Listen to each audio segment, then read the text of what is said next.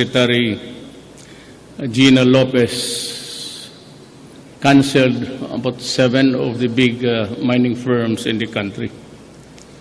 You know, I support her.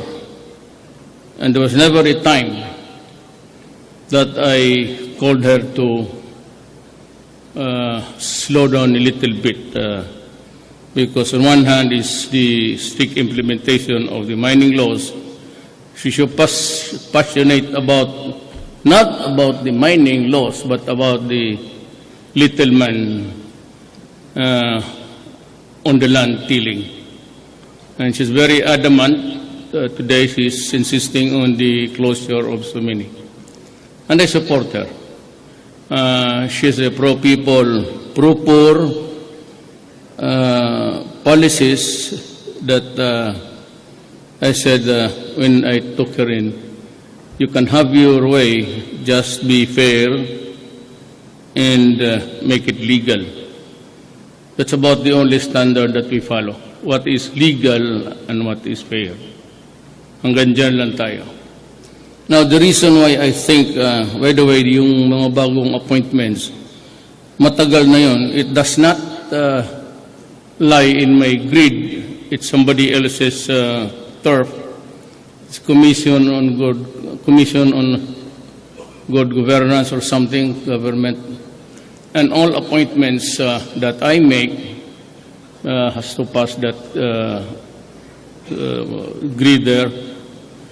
And it takes them time to review the appointments, whether or not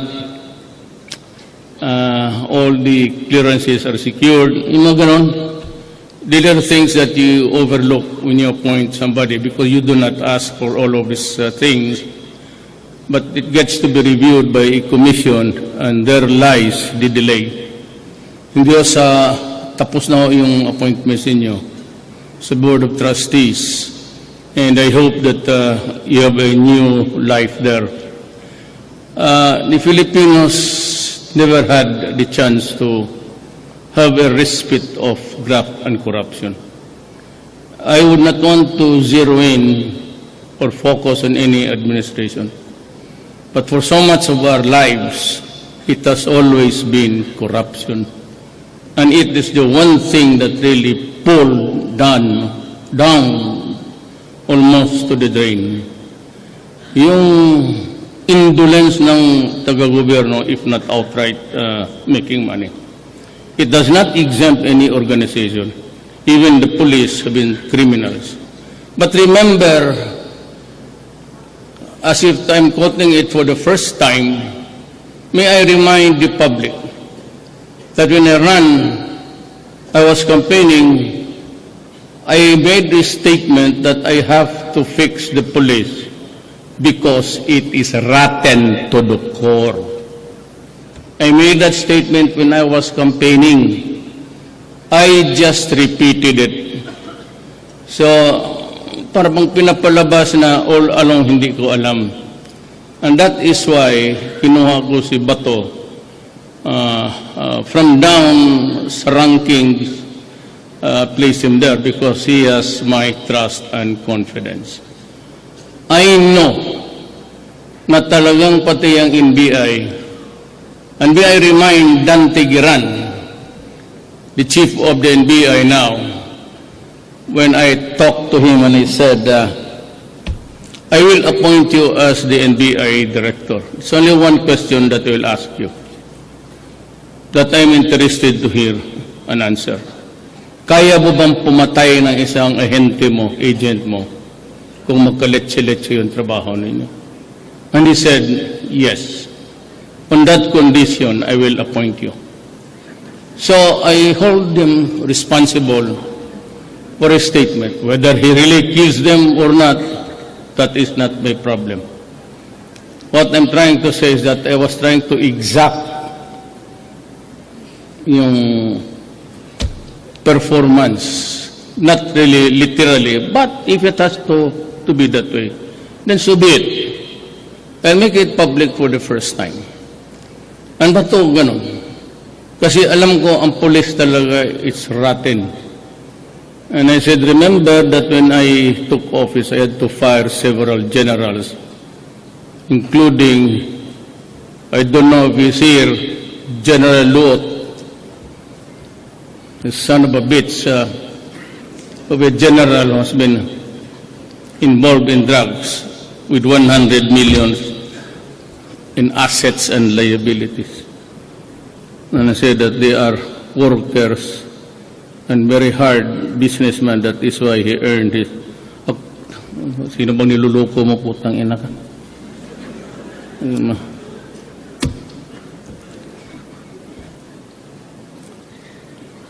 Don't instead of really reading itong speech na ito, total, insofar as I'm concerned, in Davao City, it's working well. I hope it is happening all over the country. It's so efficient. I've been there several times. That is why I pay on time my water bills. Nakakaya naman kasi you have this, really one of the best performing government entity in the city, yung water. Mining also. Wala man dito, wala rin corrupt na police. I would not want to pull my own chair. But for the 23 years that I've been mayor, and in between my daughter, when I was a vice mayor, we did what we had to do. Ako, I promised Davao early on in 1888 that maybe we would try to have something of a peaceful Davao. At that time, at 7 o'clock in the evening, everything was closed. And so I had to talk to everybody, those wanting to talk. But I never asked for a quarters, given quarters, asked for criminals. And so it has come to pass, and about with incredible growth over 9% for any local government. That's a feat. But it took us time to do it. It took us time to reconfigure the technology of the brain. It's not easy in Davao to enforce a law. All you have to do is just say it. And this is good for us, and obey it. Medyo kunting hirap noon, but I said with the passing of time, parang lahat kami we agreed that it is really to the best interest of the community to just obey the law. So wala masyado akong druga because I never kept my secret before. I remember talking here before you, and I said the rule is do not do it in Davao with the drugs or crime. I'll kill you. And when I became president, I said, do not destroy my country. Do not deprive us of our youth. We need them for the future. And maraming namamatay along the way. So, itong rapporteur, ang bunganga nito, and of course, until now, they begrudge me about my rhetoric. You, America, you started it.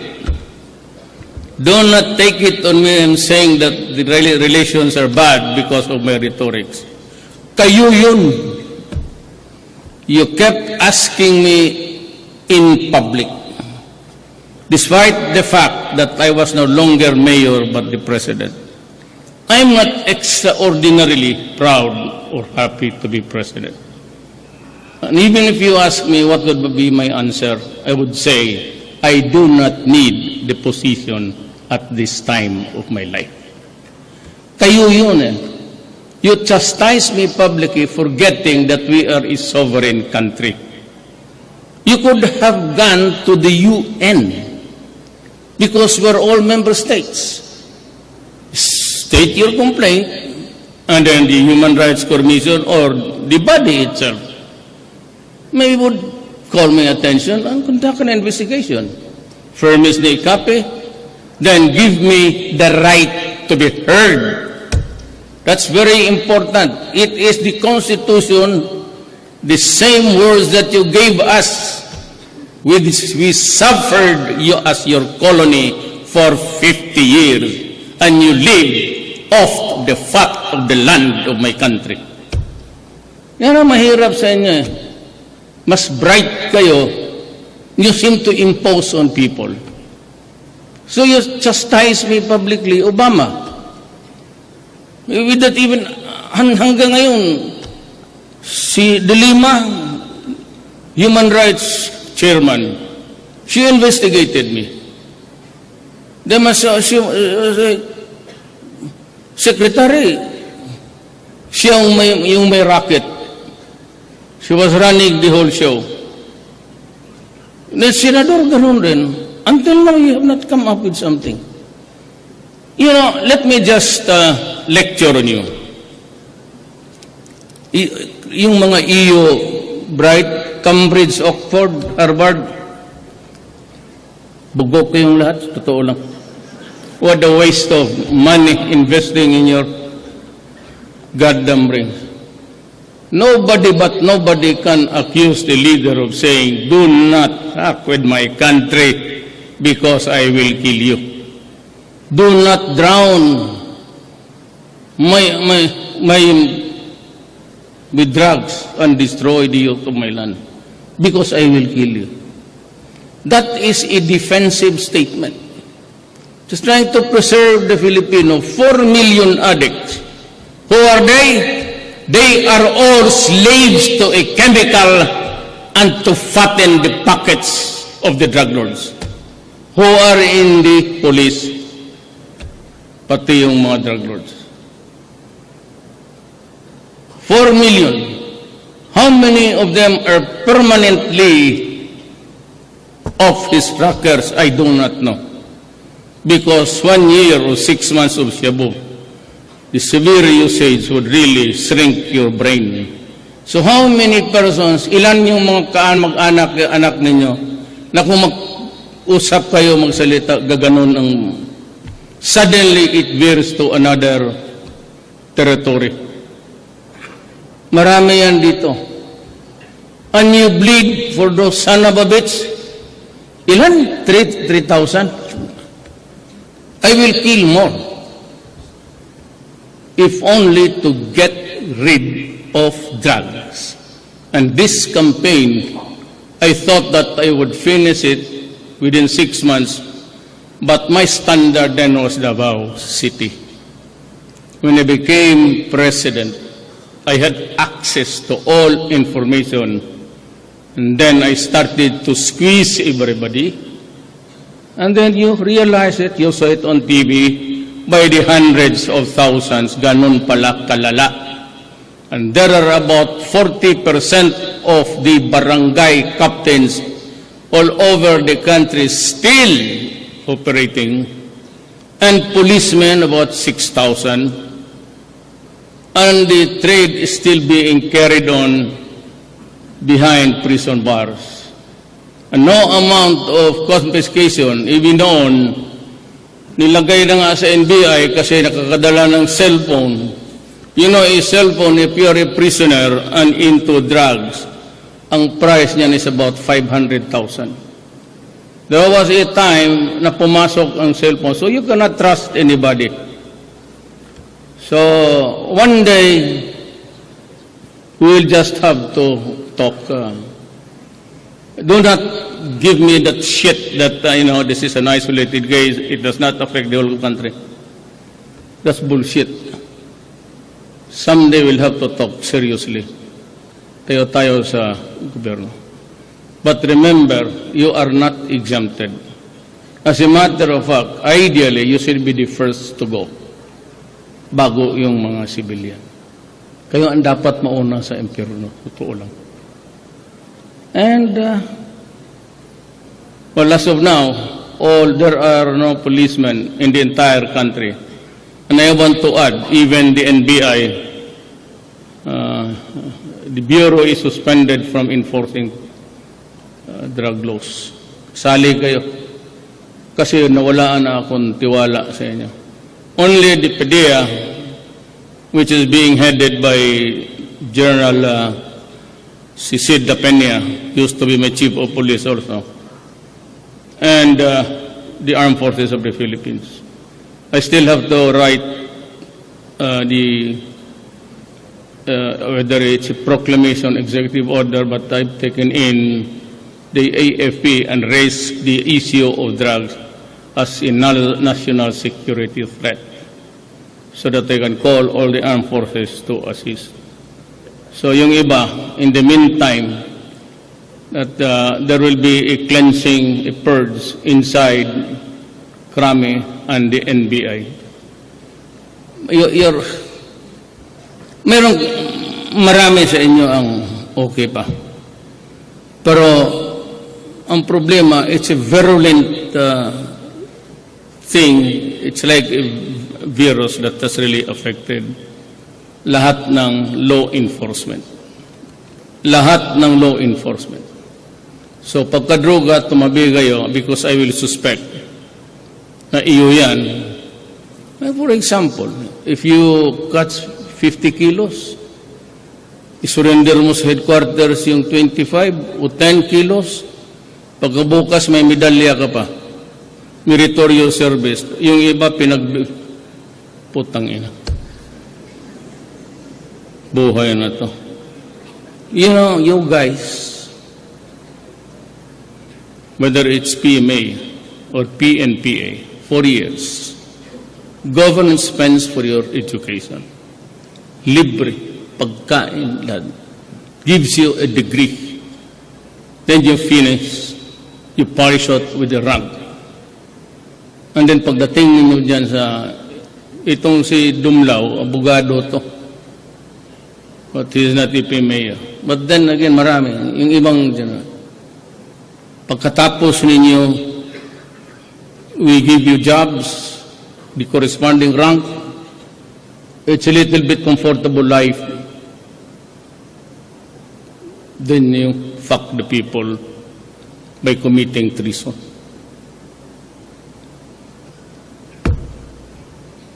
Kaya hindi na ako tumatawa. Kasi alam, hirap ako eh. At the beginning, martial law, right and left, martial law naman. It started when Lacson suggested, because of the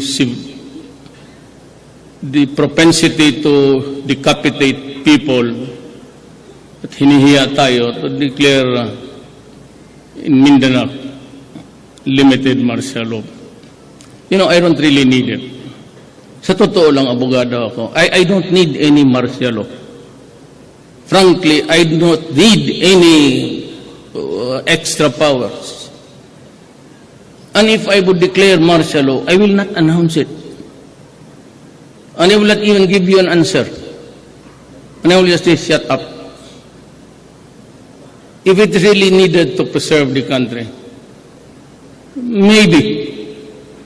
But it's not the right thing to do at this moment. Wala pa naman.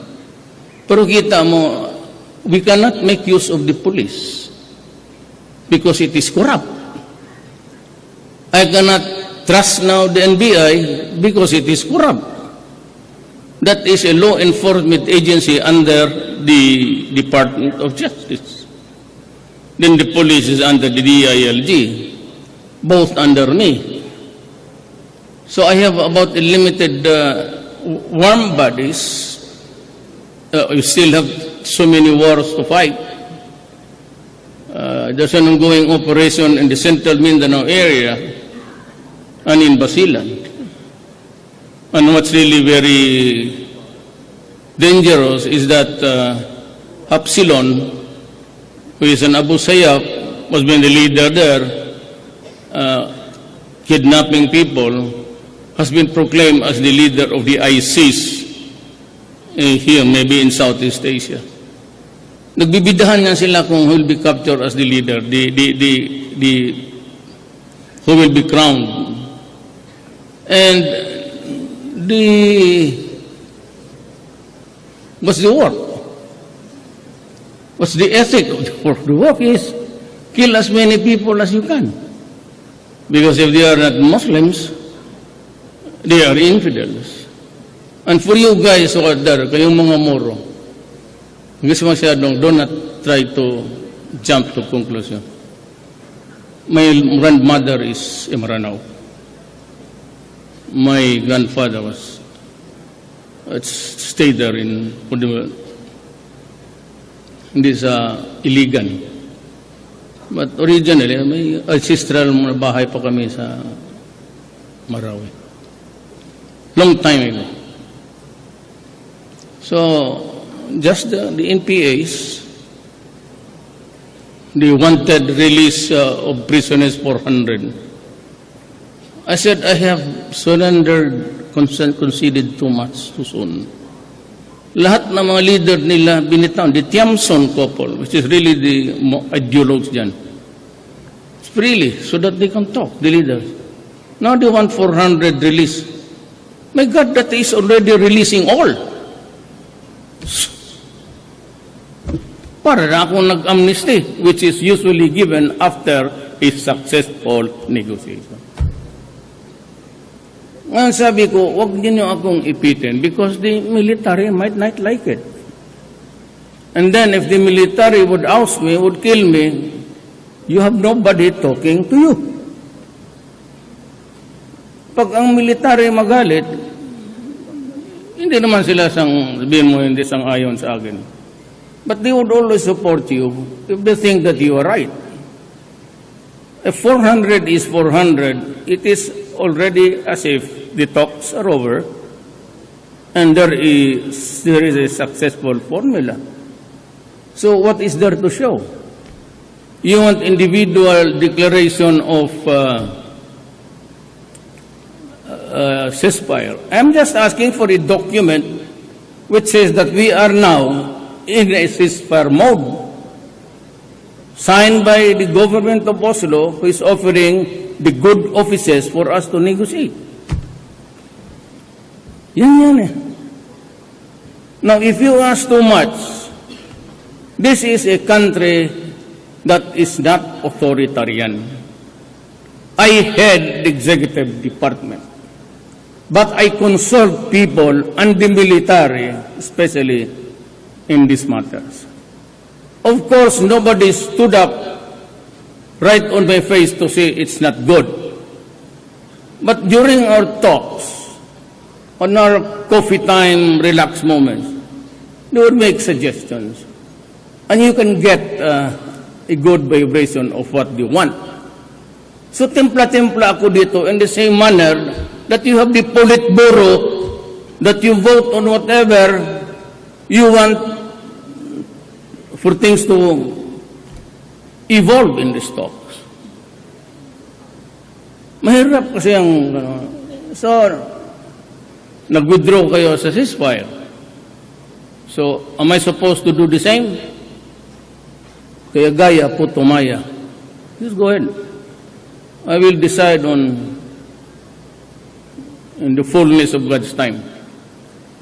Mahirap yung akala ninyo ako lang kasi nanalo ako tapos ako na. Hindi ako diktador And I have to be very, very careful. I have to, this Congress to consider, which is co-equal body. As a matter of fact, they lay down the policies of this government. They initiate laws. And I said, I have to temper. I have to calibrate my moves vis-a-vis when I deal with Congress and with the military and the police. Now, what is important is that they must have respect. Otherwise, pag wala ng respeto yan, wala na. For the years that I've been mayor, I got it from my father who was also once the governor of this one Davao before. And he said that north or respect in everybody's heart. Pag nawalaan yan ng respeto sa iyo, tutumbahin ka.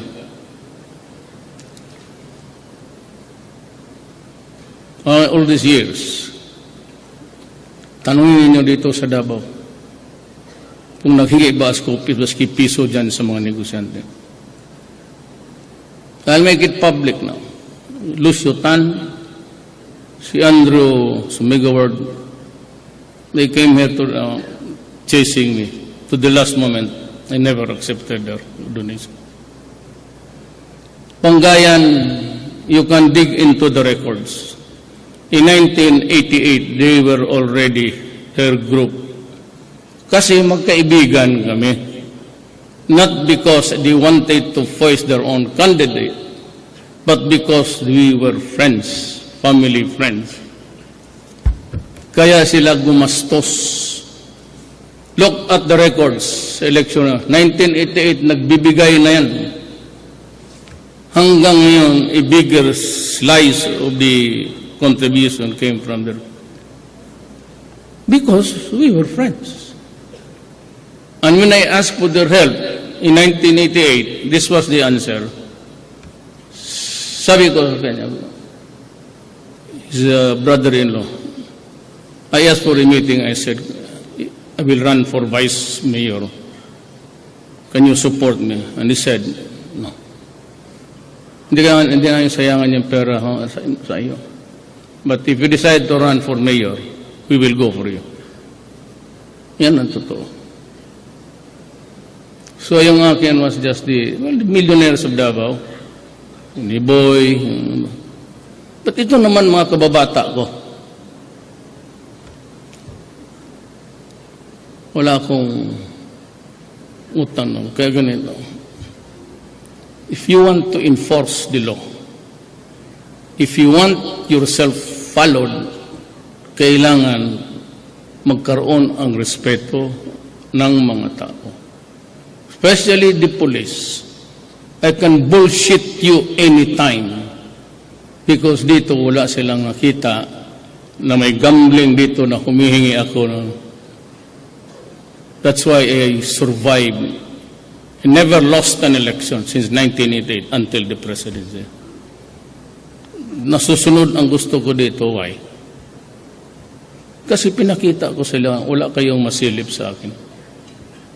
Patayan, yes. Alam mo itong buhay na ito, madali lang istorya na ngayon itong mga, tama yung sinabi ni Beth Aguirre. If you rape, if you take marijuana, shabu, get drunk and rape a child, tapos ipipilit mong human right, ikaw? Hindi tayo magkaintindihan dyan. Tuloy, sige ng mga pare.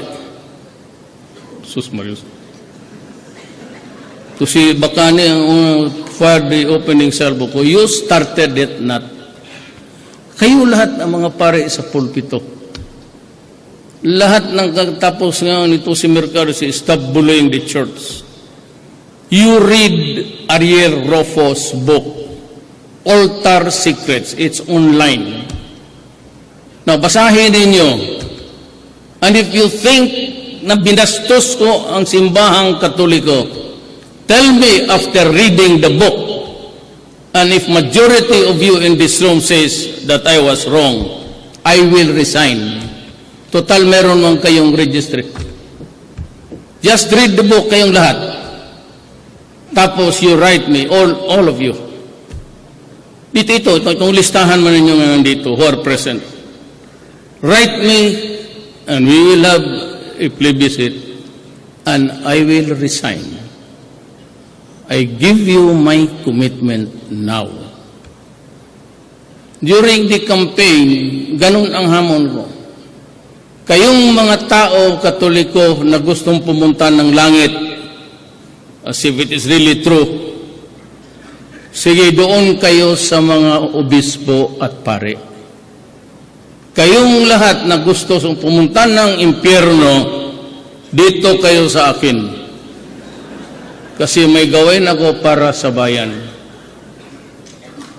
Ano?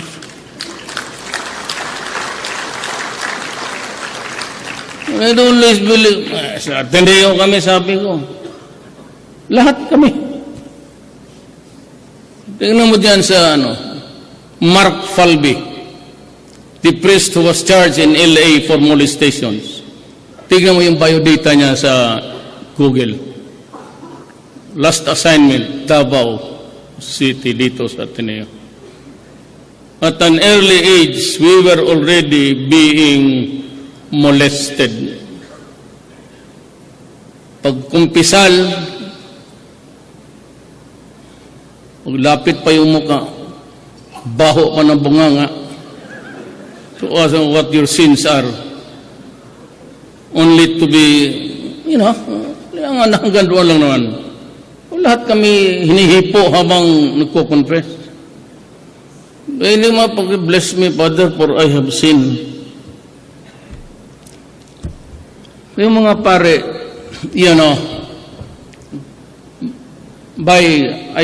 pag nakinig ang Pilipino sa akin, at nabasa nila yung writer, he is a narrator of the CBCP.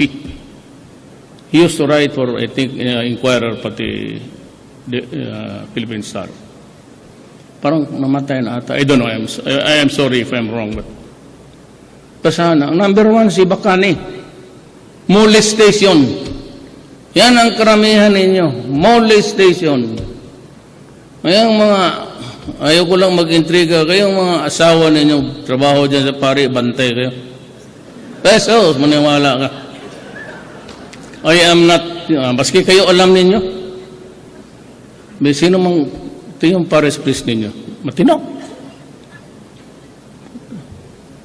Dito ako naputang ina sa inyo. Mayor ako yan. Tapos may punta sa opisina ko. Mayor, pwede bang magpa-embalsamar pa ng isang araw? Bakit? Kasi ayaw ng pare magbindisyon kasi linggo daw.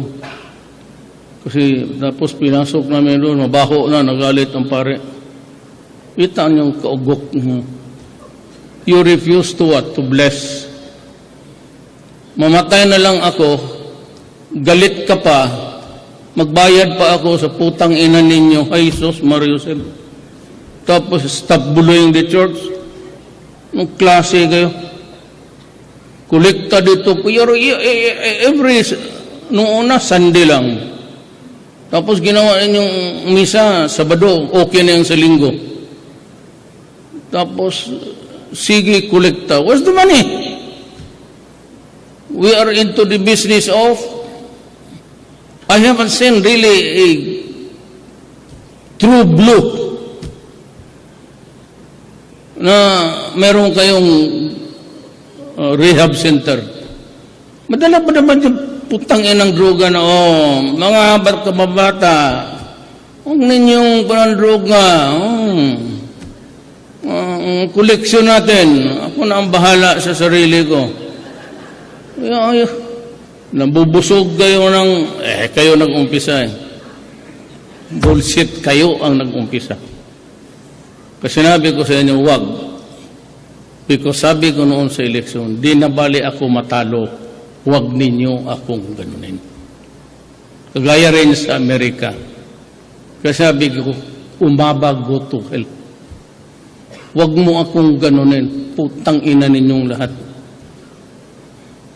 So, tinawagan ko si Trump, Sir President-elect, this is President Duterte. I'd like to congratulate you. Allow me to say, hurrah. You deserve it. Yeah. I've heard that you had a bug fix with the State Department. I'll take care of that. Whenever you're in town in Washington, D.C. or New York, pass by and have a coffee. Recorded man yan. And I know of your problem about these drugs. Son of a... It's also flooding my country. It's destroying my country. Kita mo sa speech niya, ganun pa siya. Puksayin ko, I will destroy drugs. So, America, what are the values that you are trying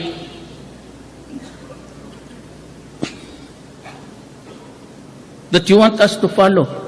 Shared beliefs. Yan, in your speech, always that shared beliefs, shared values. O here is Obama reprimanding me before the nations as if he was talking to a state governor. Here comes Trump supporting me and said, I'll take care also of my problem. O ngayon, nagkagulo sila, pati immigration na. So, saan yung asal na gusto ninyo? Simbahan? Kayo? Because it is either incongruity or outright hypocrisy. Yan talaga ang totoong buhay ng mundong ito. You play with hypocrisy or incongruity, your left hand does not know what your right hand is doing, and it's easy to condemn because people judge best when they condemn. Ganun yan. Kaya kayo ang nauna, walang para to. Every time that I feel like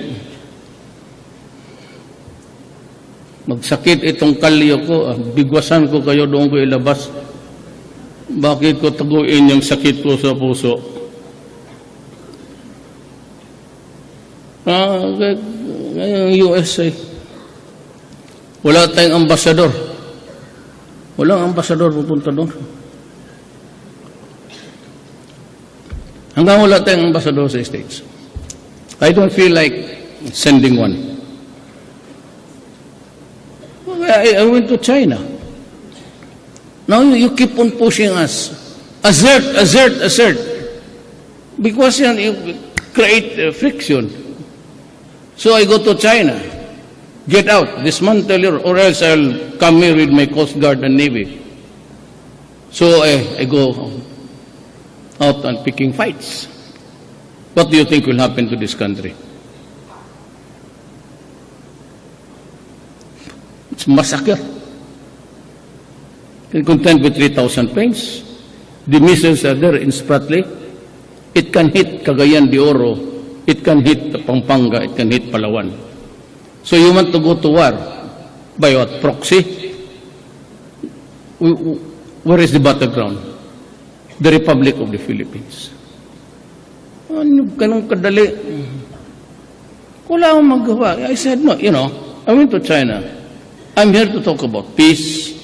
I want trade and commerce. But there will be a time, you can be very sure of that during my term, we will have to talk about this arbitral judgment, which is the most opportune time when they extract minerals and precious whatever. Then I would say, you're asserting ownership, so are we. So, where's the beef? Pero ngayon, maganda na, pumapasok na sila, they have offered, they have to go to war. Itong Amerika, padala daw sila ng lead. Na kayo lang. I know that my soldiers are brave. They're as a matter of fact dying. Extrajudicial killing, son of a... I have lost 33 soldiers now. And 26 policemen have died, gave their lives in the fight against drugs. Kung extrajudicial killing, di barilin mo na lang. Bakit mo paharapin? In Mindanao, there are about laboratories here. Ang nakagwardya sa mga gate nila sa building, it's an M16 rifle or pistol. It's an M60, dalawa. Kaya ako mga namamatayan talaga ng sundalo. Baka ganun kadali. It's easy to criticize, I said, especially condemn. You are at your best looking at tingnan mo muna sarili ninyo. Buhay. Iposta ko yung buhay. 4 million. Ilan dyan ang loko-loko na? Ang ilan dyan maghanap ng shabu, and every time they get the monkey on their back, kumakati na ang katawan, they look for one, walang pera, mag-hold up. Kaya ganun ang nangyari sa Pilipinas. Sino nangamatay noon? Mga bata, mga durugista. So, ano bang problema mo? Hindi tayo you push me to the wall. Hindi ako yung basta na takutin mo na you will go to prison because we will go after you in the International Criminal Court. Tignan mo yung charter ng International Criminal Court. Ang Amerika, gago talaga, hindi pala membro. Why? Well, I'll tell you why. Hypocrisy? Yes. The height, incongruity? Yes. Remember Panama. They invaded Panama because yung drugs sa South America went across Panama and were flooding America. Anong ginawa nila? They not only killed people, they invaded Panama. Uprooted Noriega, brought him to America to stand trial and is facing time there. Hindi lang talaga pumatay sila. They went to war to invade and arrest a president. So, you tell me first that you are correct.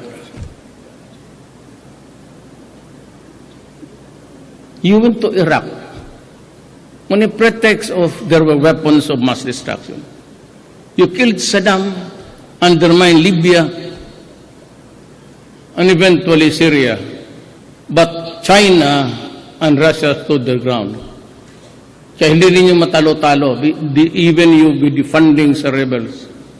Now it is radicalized. Kasi nakita na you destroyed so many countries for nothing.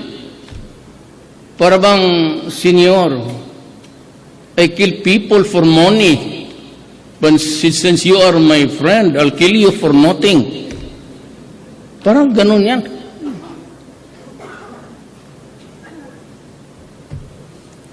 Dapat kanina pa ako 2 pages lang. O, tamad ang gumawa nito. Lalaki siguro.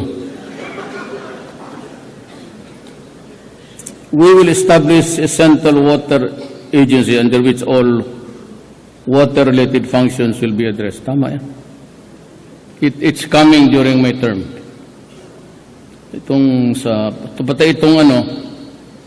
Like to remind all, when I say all, it is all. Do not be a hindrance to the pag-propagate, pati cultivate and make use of the surface water. Huwag ninyong pahirapan ng local utilities ng water works kasi kailangan natin ng tubig. And do not make it hard for them. Do not ask money from contractors. The central government, that is Manila, they only have 1 month to process papers. The directors are only given 15 days sa bureau nila. Noon yung NEDA, until now yung aming application for a railroad, just is simple, commuter, railroad, hanggang ngayon wala. So, ako during my time, all departments, whatever be the workload, I bought you so many computers, billions na yan. We have made Sony and Toshiba rich by 1,000 times buying computers because we do not. It's only now that we are trying to learn how the world really catches up with technology. Huwag kayong, at saka ayaw ko yung ano. All, I will come up with so, para sigurado. Yung mga businesses permits, itong bombero, wala na yan sa picture. Because when you erect a building or when you build a house, you go to the city health electrician, kukurintihan ka doon. tapos ang bumbero magpirma pa rin, pabilihan ka naman ng fire extinguisher na walang laman.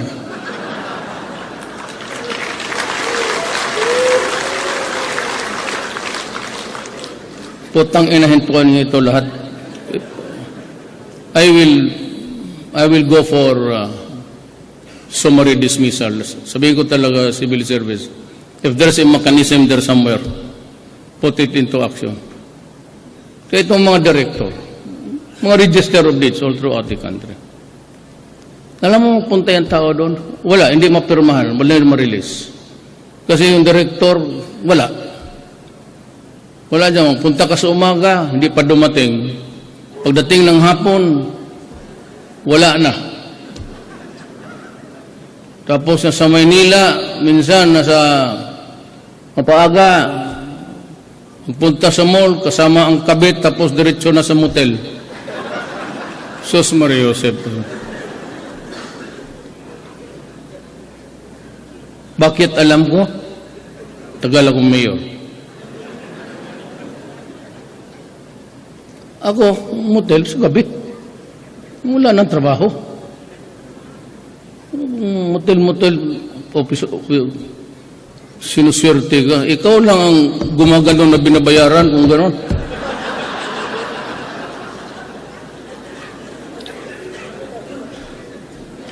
Let's try to behave. Let us give the people a respite of corruption. BIR, matagal na kayo. Customs, maghanap ka sa subdivision dito. Pinakamagandang bahay, BIR Customs. Military. Police, hindi masyado military. Military, pag retire, makita mo, just a simple country house. Police, mansion. Tanong ka dyan sa mga sinong ba? Kay General, ano yan?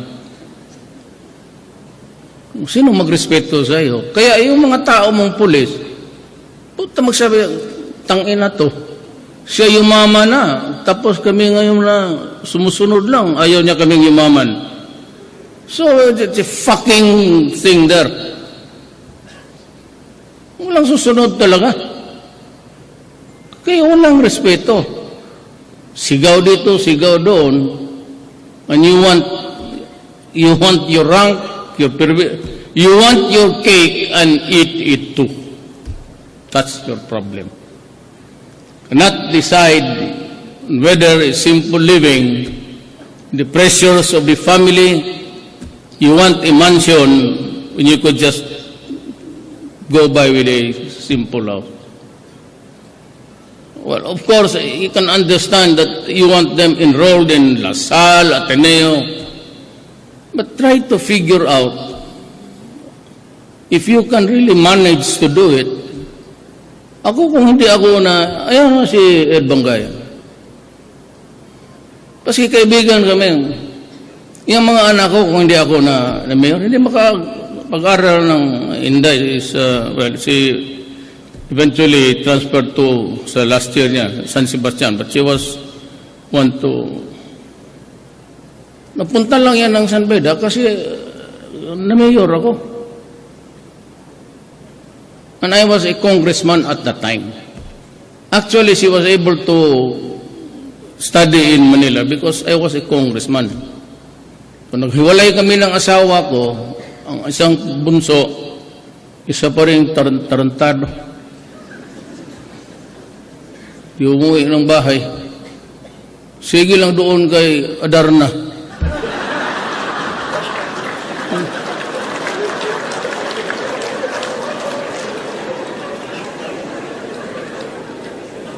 Kaya yung anak niya, nandiyan ngayon nakausap. Ilang beses ko na kinausap. Sabihin mo yung, tanong ko yung apo ko eh.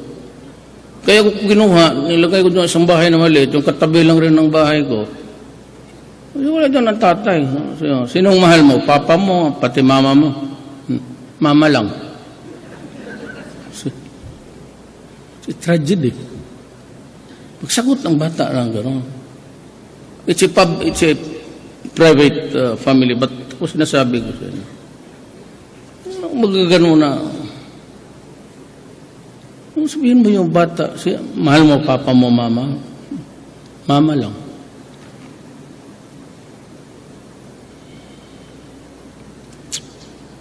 Sa bagay, ako man rin.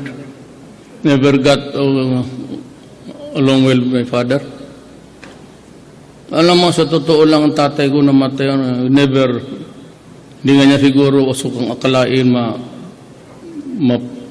ma-prosecutor ako, ma-mayor ako, tapos so I was still a law student when he died. But I thought he would never have dreamt of... but my mother kept faith in me. Pero tatay ko, Bisaya kasi kami. Hanggang pantalan ka lang. That's an idiom actually sa Bisaya. It's not a cliche.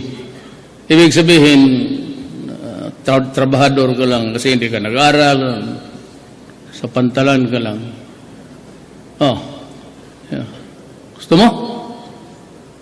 Pantalan ka lang, kargador? Basta bayaran lang ako, sige karga ko, okay naman yan. Pero mahirap kung itiway ka. Well, taken about an hour and a half. But I'm sure that because of the eerie silence, either minumulto sa mga ginanong ko o talagang interesado kayo na whatever. Sinadya ko yan because as president, it meant that really to style man ito, old style man yan. Pati yung prompter na nabalo sa Congress na wala ako, nag-widow ako.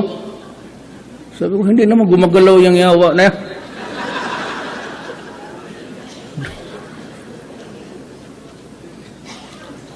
And I don't know whether, ayan, si Jimmy, tanongin niya, I used to work for her, public order and security, ano ako niya, when I was mayor, advisor.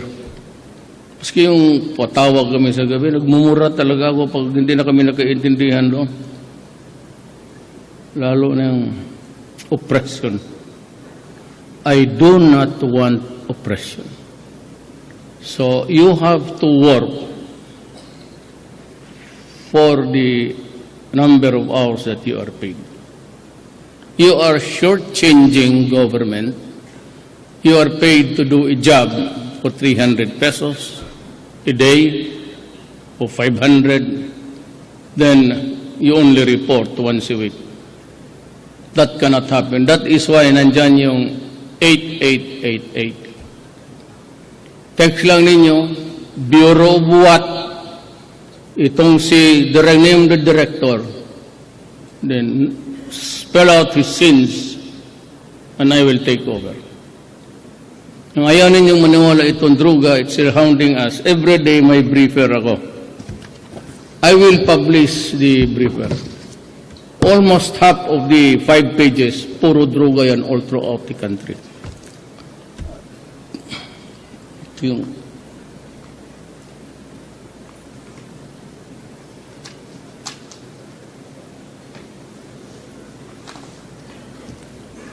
bakit lahat nagpatay? Ipakita mo ito sa... This is the drug industry of the Philippines. Ayan yung mga polis. Oh. Ayan si Luoto. Gago. Listahan ito lahat. Elected public official. Ilocos Norte. Pangasinan, Ilocos Norte, Baliw, Daya, Laslalong West, Lubog, Santa Lucia. Ito, for region 2. Yeah. Puro listahan niya. That's 6,000, 40% of the... Tapos sabihin mo lang ako, takot-takutin mo ako ng human rights. Pakain ko ito, bunganga nila. Oh. or solve the problem. How do you solve? When you're complaining about Hami, hindi pa lang alam kung sinong pumatay. Calabarzon, Ori Nacional, Ohari Didukos Odo Chokwu. Itim itong yawa na ito. But it is black. Barangay Captain Ricardo Hoy El Nino, Barangay Captain Ricardo Idol sa tingin. Calabarzon.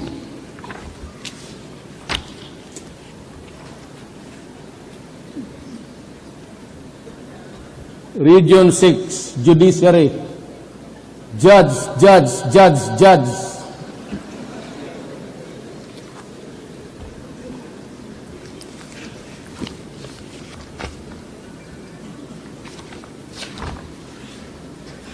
Yan ang trabaho ko. Kaya mainit ang ulo ko palagi. Gusto mo na, bigay ko ito sa'yo, pati posisyon ko. Ito na. Sige. Hindi ko makarga ang putang ina niya sa kabiga. Puro listahan niya. How do you solve the problem now? If you listen to this idiot human rights and give me the book.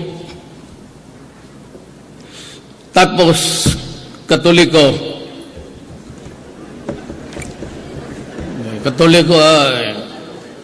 studied in Ateneo, tapos ako ng San Beda. Pero, nanonood yung libro? Hindi, wala. Inunahan ninyo, sabi ko sa inyo, huwag ninyong sobrahan eh. Kasi ako, tutuhanan. This is the book. It portrays a priest sa likod, katalikod. Altar of Secrets. I'll give you one if you want. By Ares Rufo. With introduction ni Marites Vitog. Sex, Politics, and Money in the Philippine Catholic Church.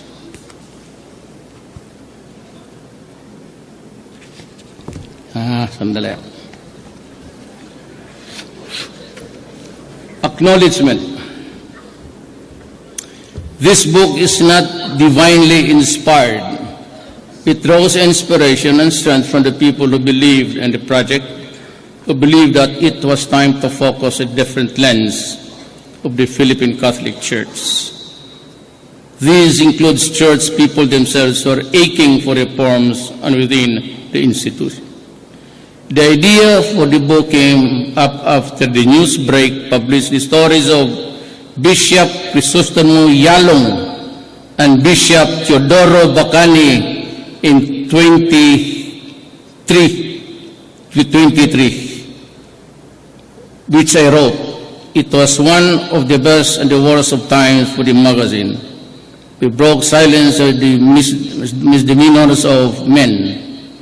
This caused trouble.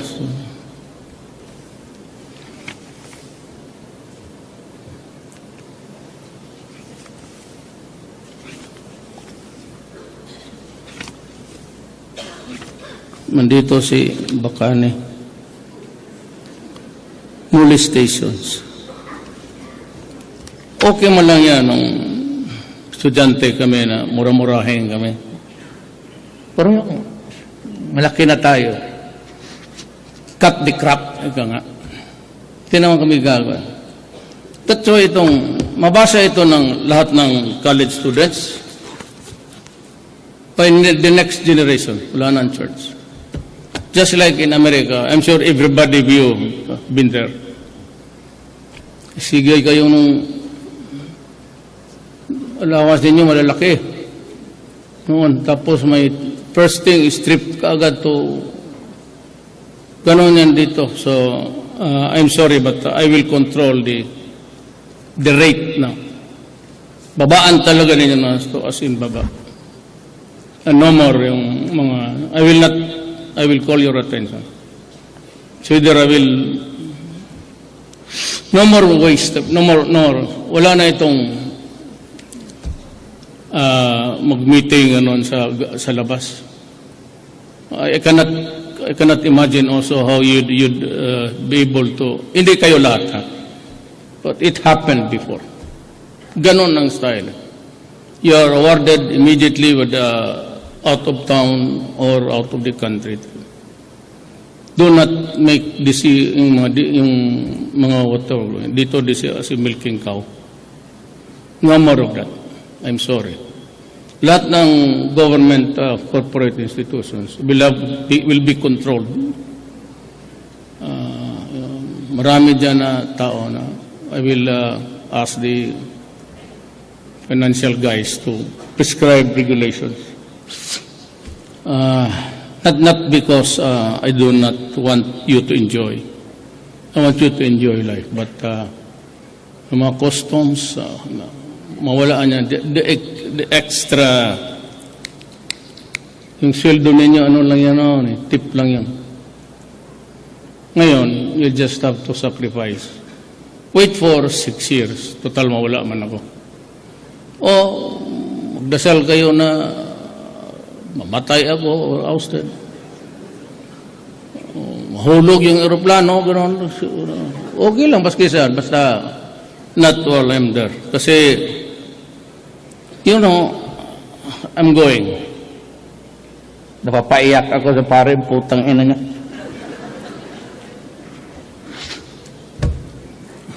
Sa campaign, wala ko masyadong, even during the debates, nakita mo, simple lang yung akin.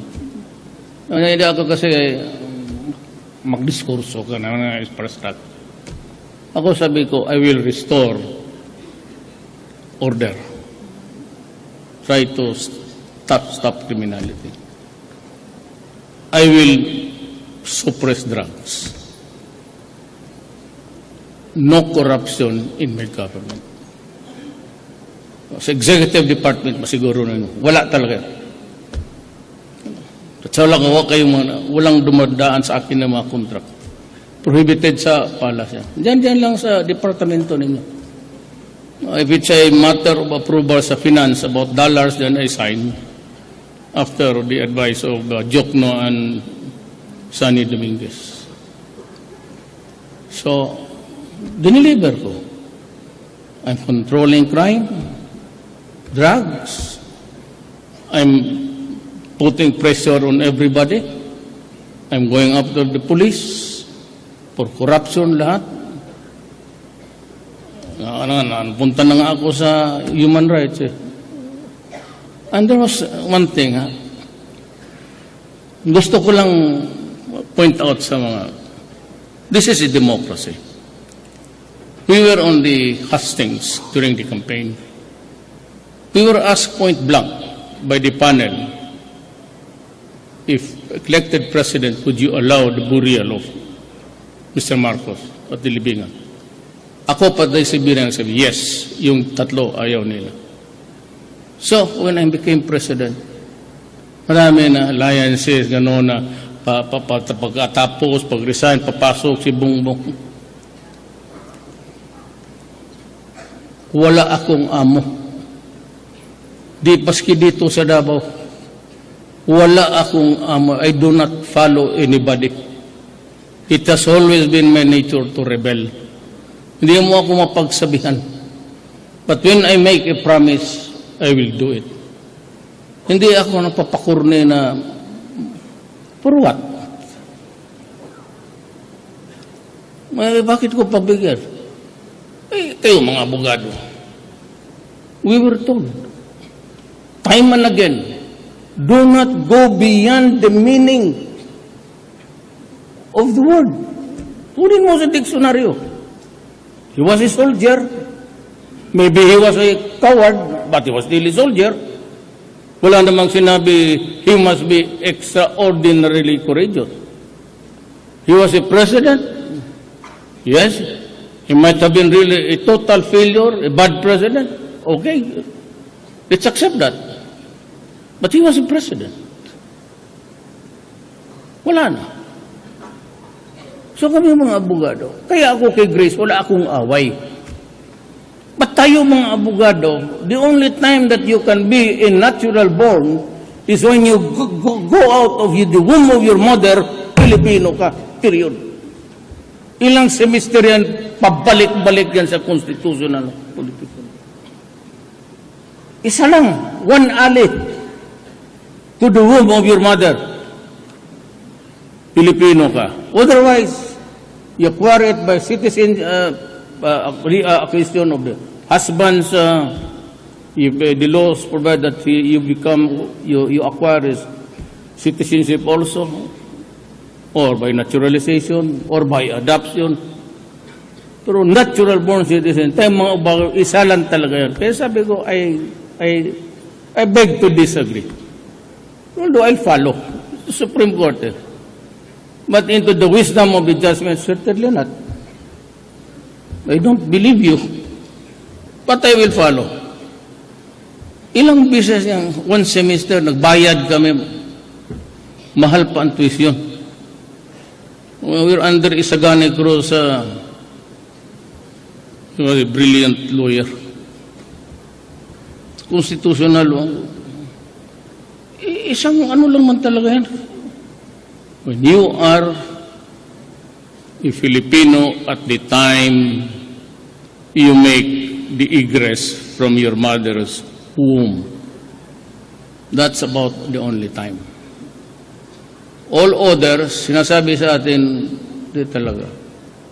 And here comes, wala akong ano kay Grace. Grace is a gentlewoman, mabait.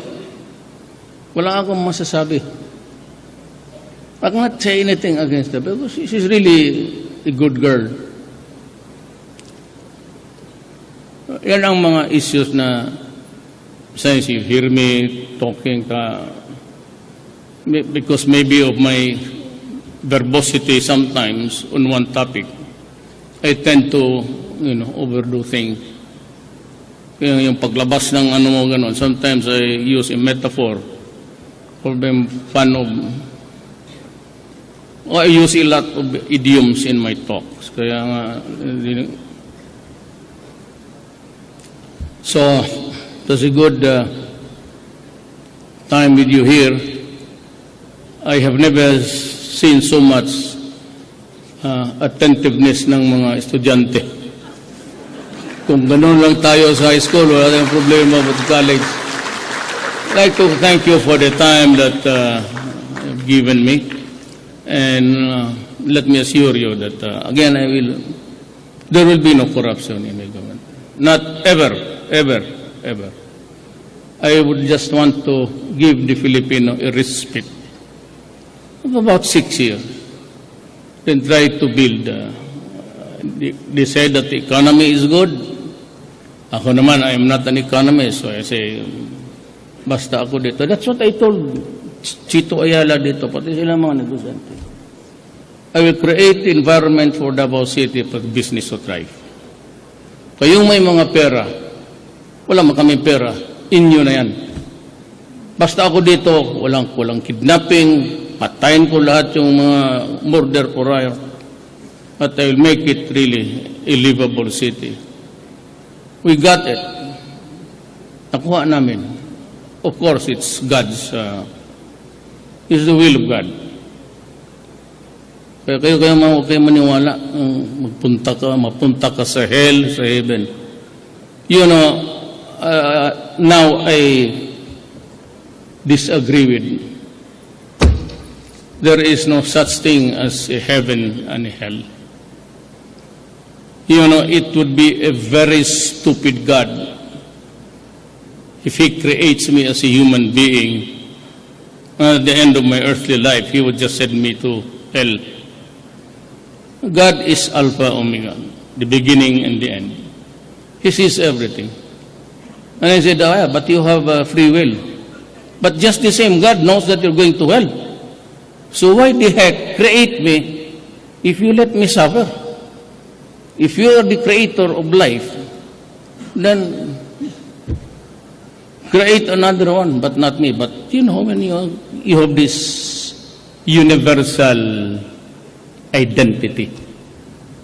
Kaya hindi ko na masabi mo, change, ganon. Mayor, wag ka magmura, be courteous, wag ka may mga bisita. I cannot anymore. It's too late in the day. That's my universal identity. And I will bring it wherever I would go when the time comes. In the meantime, we try to survive in this planet, and we can only pray to God, the true God. Itong God nila, with all the pageantry, tingnan mo yung mga cross nila. Kaya ito, cross, gold. Kaya kanina, gold, yung gano'n. Kasi yung cross nila, pareto gold. Ito, gold ito. Akala ko ba si Hesus Kristo gipako sa kahoy? Bakit naging gold yung cross niya ngayon? So where is your God? Because the Catholic Church are all pageantry and drama. Punta doon sa Rome, mag-elect ng Pope. Well, this Pope is good. I have no issue with him. Ito mga bishop, no, pupunta gastos na mga yawa. Stop traveling and use the money yung kinukolekta niya. It's about billion a day. Where's the money of the faithful? You have not returned it. Matay ka, magbayad ka pa, pagbabaho na. Ito pang isa. I'm going. Hoy, church, kiniga. Ito mga mahirap. Alam ninyo yan. Dumaang yung mga iba dito, politiko eh. Mamatay. Punta doon sa akin. Sige. Punirabong. Ang igabong. Sige. Punirarya pati libing. Pakwenta mo na. Tapos sabi ko, 2 days lang. So, maraming patay na walang hindi makabayad. So, you're only allowed so much to spend. Discretionary fund mo yan eh. And then, kuwa will start to question. Question ako ng kuwa. Bakit malaki ang unara? Bakit 9 days? Kasi ang Katoliko, ganito. Itong kuwa, pati pareho ang utak.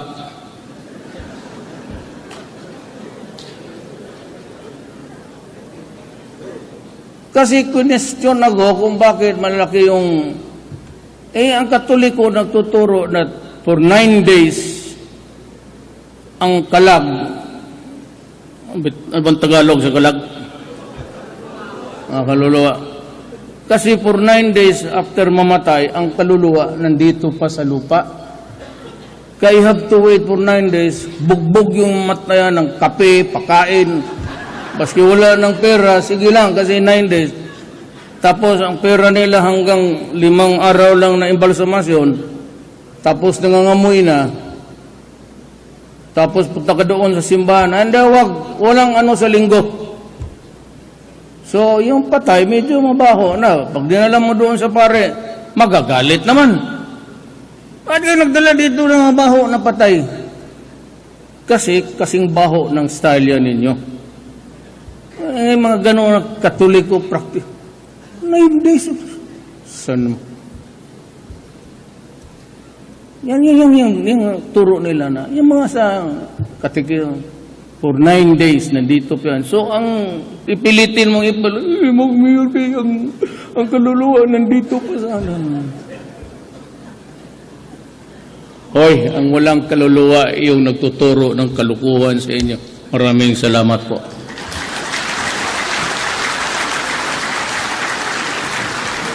Thank you, Mr. President.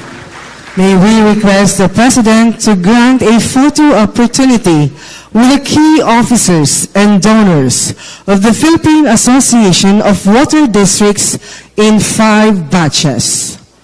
Please come up on stage as called. First batch, Board of Governors.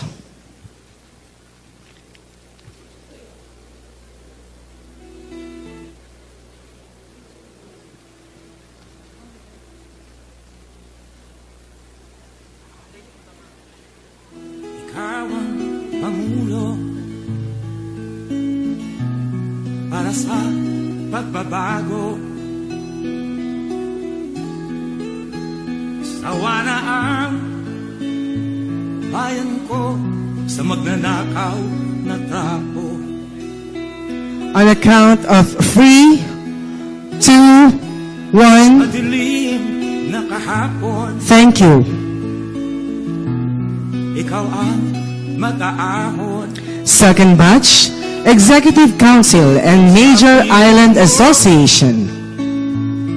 Di ko mawawala ang korupsyon. Of a general has been involved in drugs with 100 million in assets and liabilities. And I say that they are workers and very hard businessman. That is why he earned his... Sino bang niluloko mo, putang ina ka? Ayun na.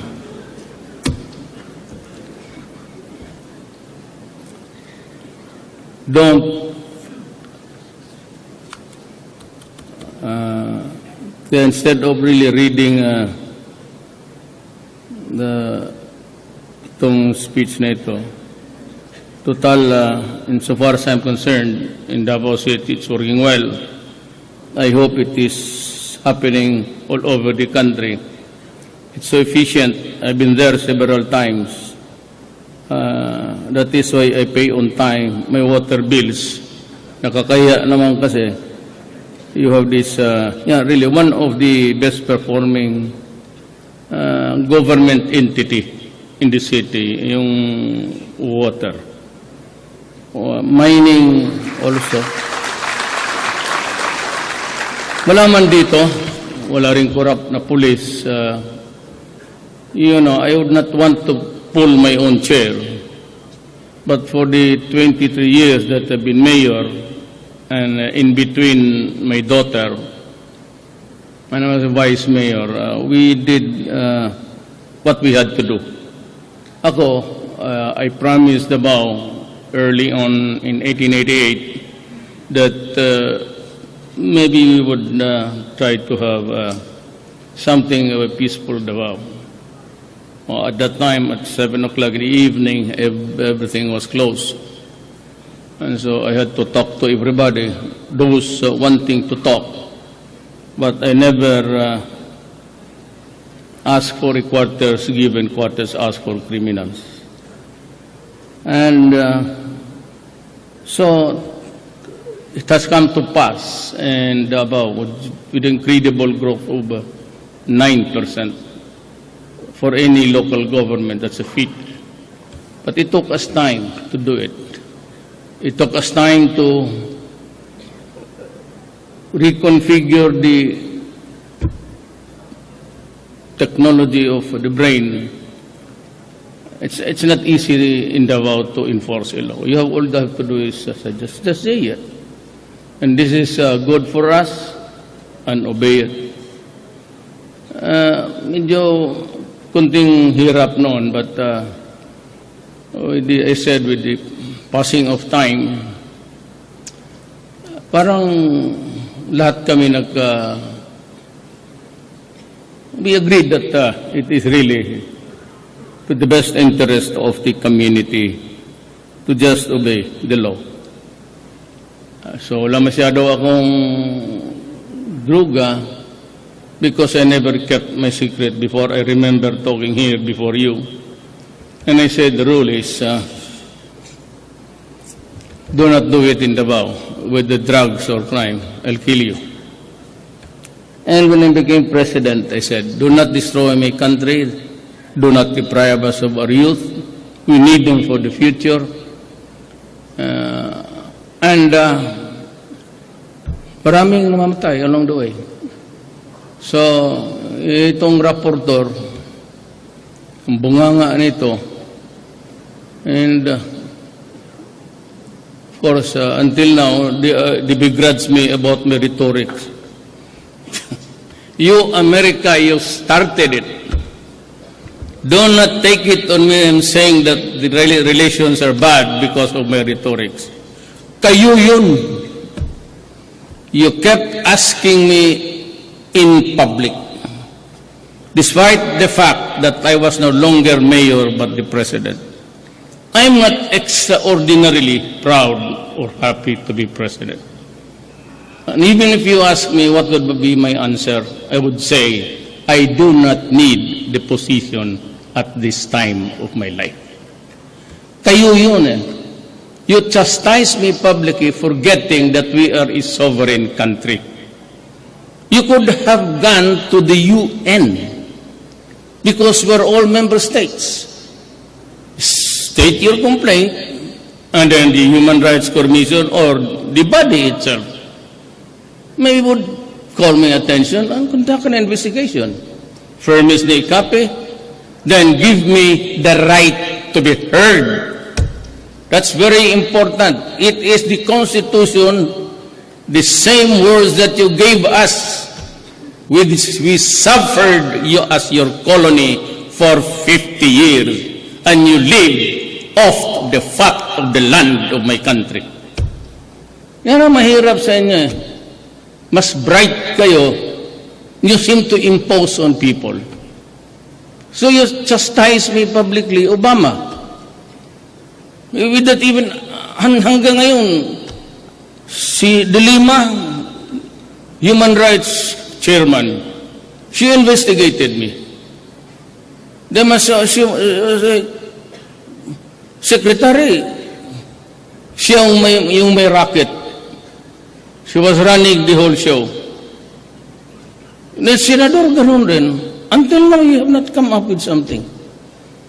You know, let me just lecture on you. Yung mga EU, Bright, Cambridge, Oxford, Harvard, bugok kayong lahat, totoo lang. What a waste of money investing in your goddamn brains. Nobody can accuse the leader of saying, do not fuck with my country because I will kill you. Do not drown with drugs and destroy the youth of my land because I will kill you. That is a defensive statement.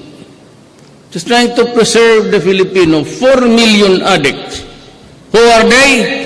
They are all slaves to a chemical and to fatten the pockets of the drug lords who are in the police, pati yung mga drug lords. 4 million. How many of them are permanently off his trackers? I do not know. Because 1 year or 6 months of shabu, the severe usage would really shrink your brain. So how many persons, ilan yung mga mag-anak ninyo, na kung mag-usap kayo, magsalita, gaganon ang, suddenly it veers to another territory. Marami yan dito. And you bleed for those son of a bitch. Ilan? 3,000? I will kill more. If only to get rid of drugs. And this campaign, I thought that I would finish it within 6 months, but my standard then was Davao City.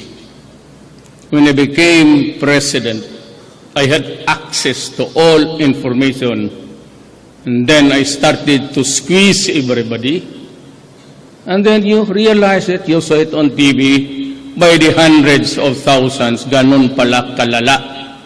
And there are about 40% of the barangay captains all over the country still operating, and policemen about 6,000, and the trade is still being carried on behind prison bars. And no amount of confiscation, even noon, nilagay na nga sa NBI kasi nakakadala ng cellphone.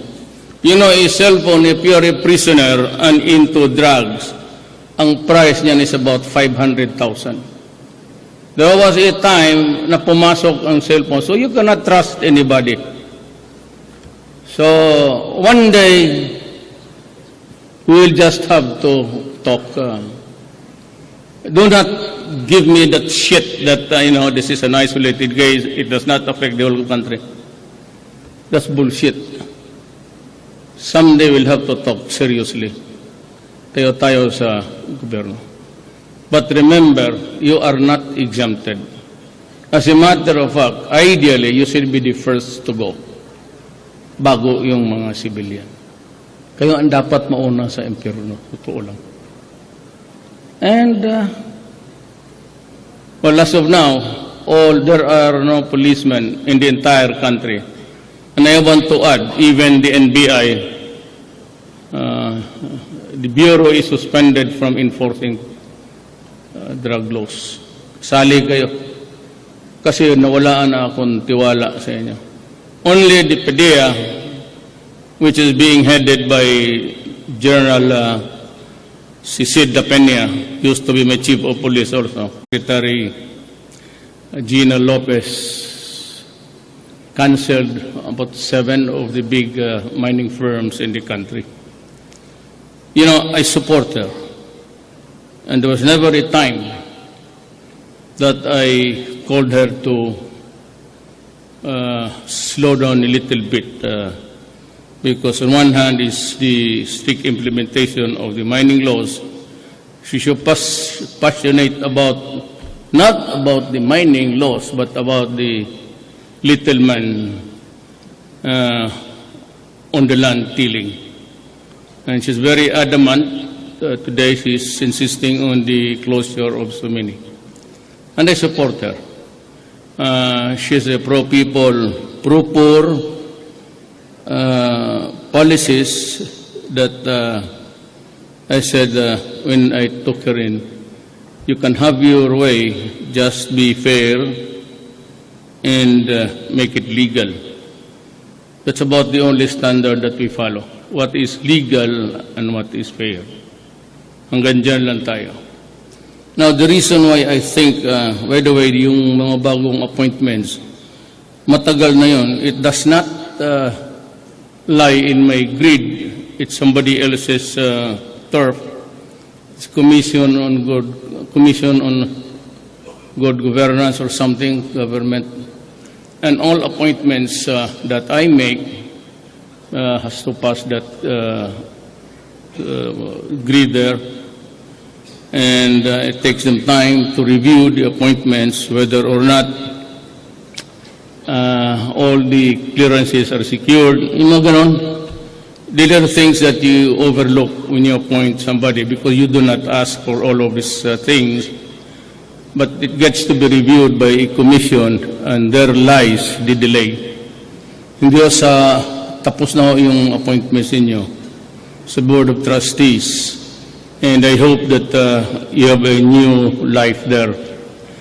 The Filipinos never had the chance to have a respite of graft and corruption. I would not want to zero in or focus on any administration. But for so much of our lives, it has always been corruption.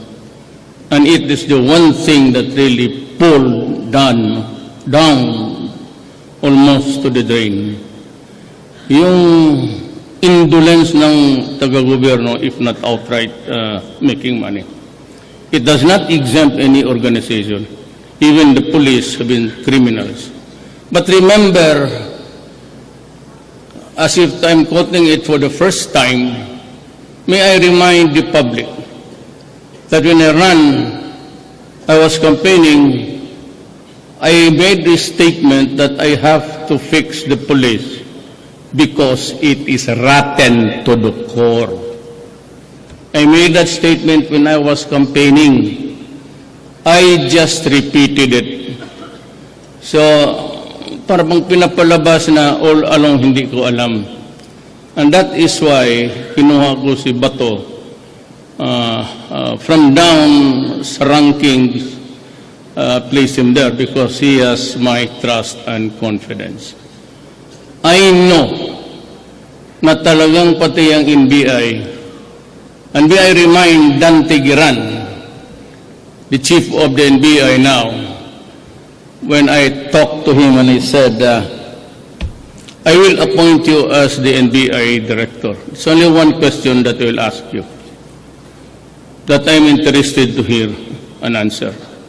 Kaya mo bang pumatay ng isang ahente mo, agent mo, kung magkaletse-letse yung trabaho ninyo? And he said, yes. On that condition, I will appoint you. So I hold him responsible for a statement. Whether he really kills them or not, that is not my problem. What I'm trying to say is that I was trying to exact yung performance, not really literally, but if it has to be that way, then so be it. I'll make it public for the first time. Ano ba ito? Ganun. Kasi alam ko, ang police talaga, it's rotten.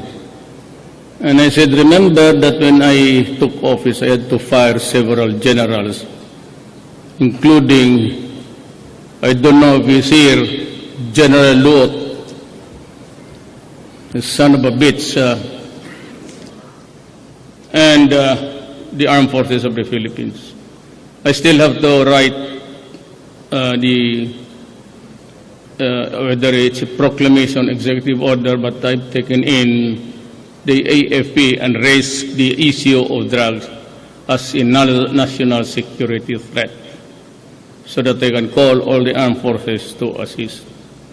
So yung iba, in the meantime, that there will be a cleansing, a purge inside Krami and the NBI. Merong marami sa inyo ang okay pa. Pero ang problema, it's a virulent thing. It's like a virus that has really affected lahat ng law enforcement. Lahat ng law enforcement. So pagkadroga, tumabi kayo because I will suspect na iyo yan. For example, if you catch 50 kilos, isurrender mo sa headquarters yung 25 o 10 kilos, pagkabukas may medalya ka pa. Meritorious service. Yung iba putang ina. Buhay na to. You know, you guys, whether it's PMA or PNPA, 4 years, government spends for your education. Libre, pagkain, lahat. Gives you a degree. Then you finish, you polish out with the rank. And then pagdating ninyo dyan sa, itong si Dumlao, abogado to. But he is not a PMA. But then again, marami. Yung ibang dyan, pagkatapos ninyo, we give you jobs, the corresponding rank, it's a little bit comfortable life. Then you fuck the people by committing treason.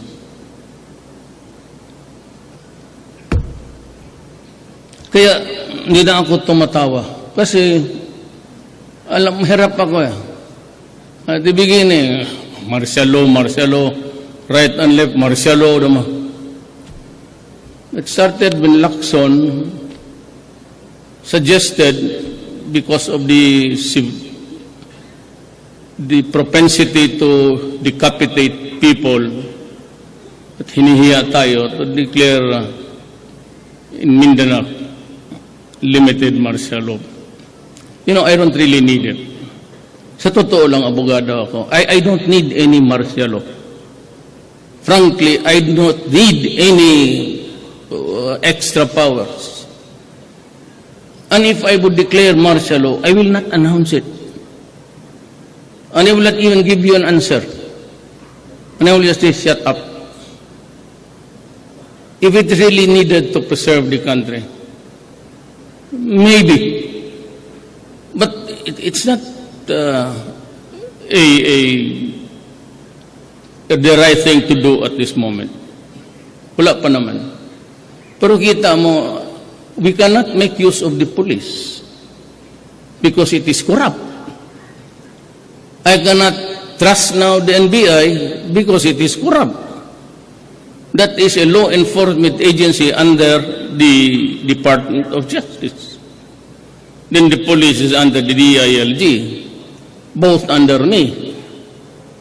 So I have about a limited warm bodies. We still have so many wars to fight. There's an ongoing operation in the central Mindanao area and in Basilan.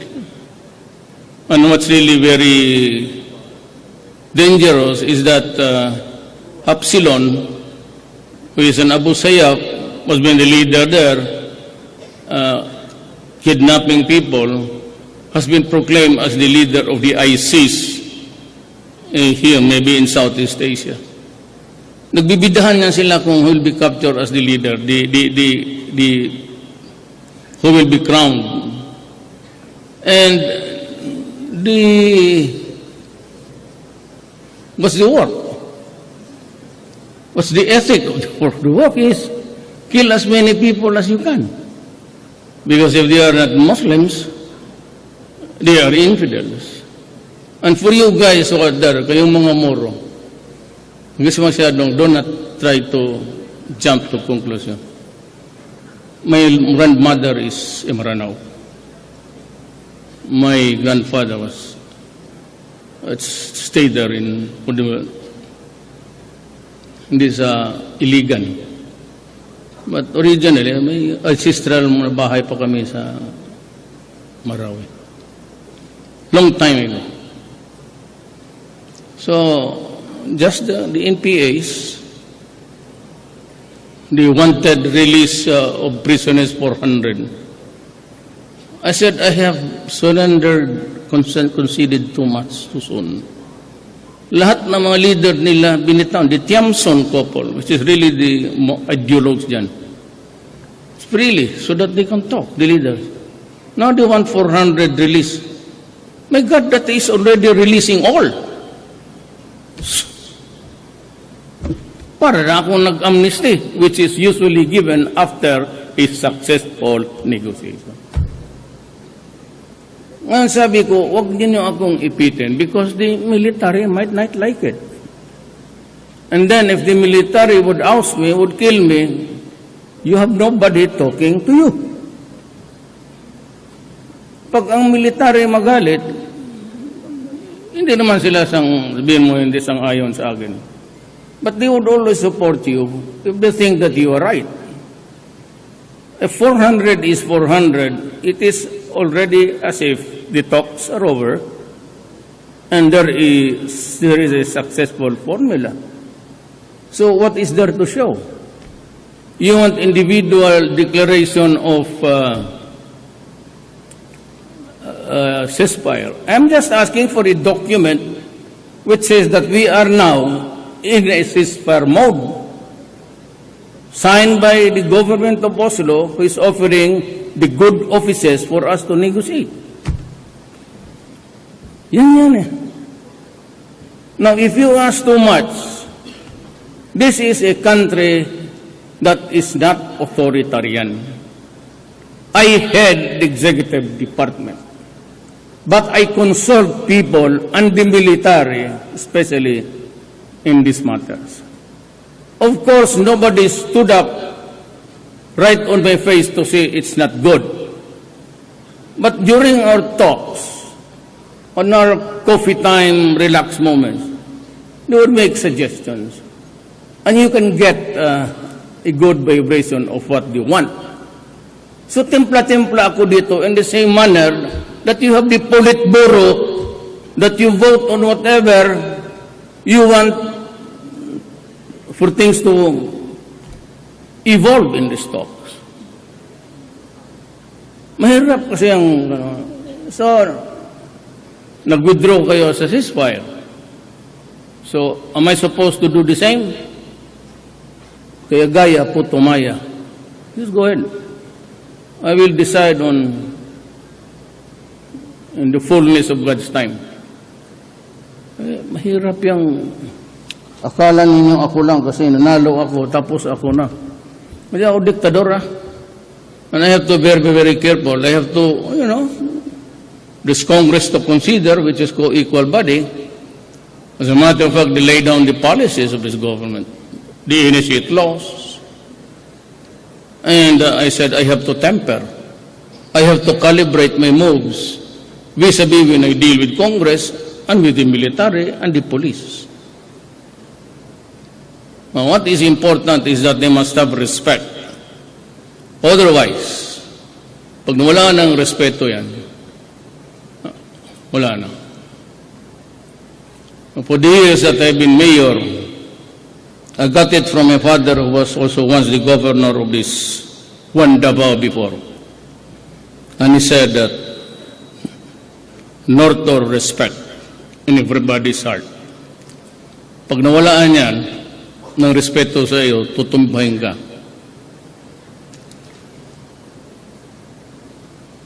All these years, tanungin niyo dito sa Davao, kung naghingi ba maski piso dyan sa mga negosyante.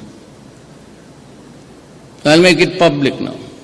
Lucio Tan, si Andrew Sumigaward, they came here to chasing me. To the last moment, I never accepted their donation. Panggayan, you can dig into the records. In 1988, they were already their group. Kasi